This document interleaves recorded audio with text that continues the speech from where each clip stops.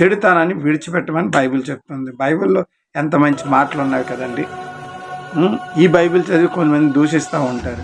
మరి ఈ బైబిల్ చదివి మాకు జ్ఞానం లభిస్తూ ఉంది కదా.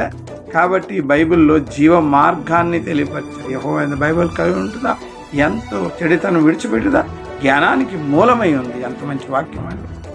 సామెతల గ్రంథం 3వ అధ్యాయం 5, 6, 7 వచనాలు. యెహోవా యందు భయభక్తులు కలిగి ఉండుటయే జ్ఞానానికి మూలం. యెహోవా యందు భయభక్తులు కలిగి ఉండుటయే, చెడుతనము నిన్ను విడిచిపెట్టుటయే అది నీకు మంచిది.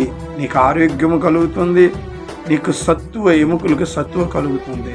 సామెతల గ్రంథం 3వ అధ్యాయము 5వ వచనం. నీ స్వబుద్ధి ఆధారం చేసుకొనక నీ పూర్ణ హృదయంతో యెహోవా యందు నమ్మికుంచుము. నీ ప్రవర్తన అంతట్లో ఆయన అధికారమునకు ఒప్పుకొనుము. అప్పుడు ఆయన నీ త్రోవలు సరళము చేయును. 7వ వచనములు.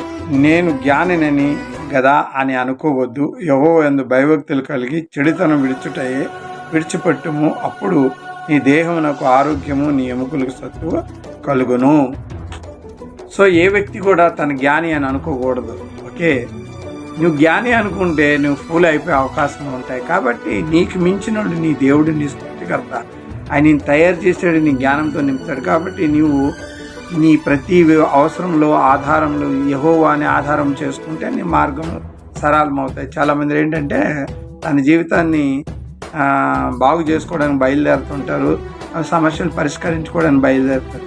అందులో దేవుని ఒక కృప లేకపోతే అవి ఇంకా జటిలమైపోతాయి అనే సంగతి మానవుడికి తర్వాత అర్థమవుతుంది. కాబట్టి జ్ఞానవంతమైన ఏ వ్యక్తి అయినా సరే మీరు బాగా చదవండి, మీరు అర్థం చేయండి. Thank you very much. మళ్ళీ కలుసుకుందాం. బాయ్.